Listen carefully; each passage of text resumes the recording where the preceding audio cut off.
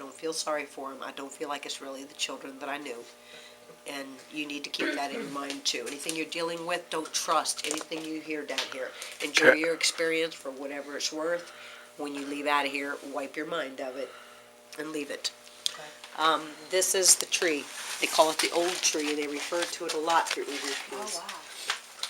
When immigrants would come from the mother country, they would bring a tree from their homeland with them and put it in the center of their home for prosperity and good luck. We think that's what this is. And I have psychic mediums that come in from time to time that will try to focus and put positive energy here to help keep a balance in this basement. We get black streaks that come through here, white streaks of light that come through here. 1800s to 1907. We believe this section was part of the drugstore that had existed here because of the names that we get in the EVPs. They talk about, you can see by the floors, this is 1800s in here. The name on the wall is Joe Caruso. He is the man that owned the building when it was the Hard Rock Cafe. That was during about 1970, around 76, something like that. This was syrup that was used to make soft drinks with back in the day. Everything that's in this room used to be inside the well room when Bobby bought the building.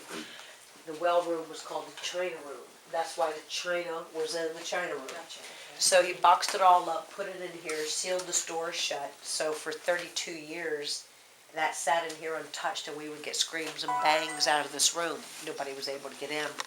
About 2 years ago, I asked him if we could open it up, and when we did, I emptied out the boxes and had some friends help me. We laid the stuff around so you could actually see what was in here.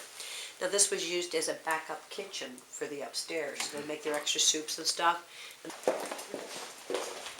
And kind of watch yourself walking so you don't go in any of these holes. Kind of all over the trainers, burn your ankles. This is the hallway. And we made a circle around that old kitchen, and on the doors here, you're going to see that the holes are from 2 different caliber guns. Somebody had an attitude adjustment done here that should have been done in that back room, but it happened here. The sinks are from the original kitchen upstairs. One of these is the one that in the Hell's Gate book, Maggie said that something was pushing her down. The blood was coming up. She went into hysterics. Carl Lawson came, pulled her head up out of the well or out of the sink. She went to the hospital. She gave birth to her baby at 5 months. Baby lived. She's a nurse. So something good came out, something bad. Janet Mackey died about 4 years ago of lung complications. So Bobby has since remarried to Denise Mackey, who now helps run the bar up there. I didn't know that. A lot of people don't, and that's why I try to make a point to say people sit in the chairs, crazy things happen. Usually when people divide up into groups, and I can have 30 people down here and they decide they want to split up, I'll wind up with all 30 in here before the night is over. This is the room where it happens. Okay. Walls are 3 feet thick, marble floor on top, and concrete underneath. And this is the one I said I feel is like a battery. We have a vortex, a gateway that comes through this area here. Kids push balls out of our hands. At least they say they're kids. Maybe some of them are adults. Somebody plays with us down here, and it's a lot of somebody's. The faces, there's a lots of them. This one is Johanna, white face, dark hair, on the pillow, arm hanging down, count the fingers in her thumb. Some say this is the face of our unborn child right here. Others say this is it here. Pelvic bones, child in the fetal position, skeletal bones.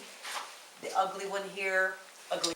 And the new guy has been here about 2 weeks. He's got the dark head with the handlebar mustache, his t-shirt, and his mustache. These things just appear on the. They do. The EVPs tell us there's 7 bodies buried under this floor. So until somebody comes in with a ground penetrating radar, we won't know. The blue ball that's on the floor, if they decide to come out and play with you, I've had scientists mess with this, looking for magnets and water and for it to be lopsided, part the waves. Hang on. We've never figured anything out, but just rolling it around, that thing will come, it'll roll, it'll go here, it'll go there, it'll circle you, it'll... So, we have found skeletal remains over there. That was not Pearl Bryant. Those were from Native Americans. These coins that you see here are because they've been throwing quarters and coins at us from out of the well the past couple of weeks. So when they do, it stings when they hit you. The stairs, you're welcome to get up there, but we've caught everything from children to dogs to skeleton-looking things to Beam Me Up Scotty from Star Trek-looking people. People do get scratched up there. This room is one that people usually wind up feeling very depressed, disorientated, sad. You come out of here crying. Some people come out of here throwing up. I've been one of those people that have came out of here throwing up. In that room? This area. This area. This is the oldest part. This is from the 1700s when the Army battery existed here. This was two Masterson walking through here too.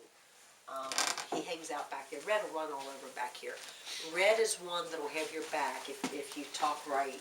He's been helping enforce for the children so that we can talk to him. He keeps Butthead back and away from us. When people think something's followed him home, we ask Red if he'll go bring them back and enforce. He's been doing that. He's been really good. So Red is a good guy if you stay on his good side. So think of him as such.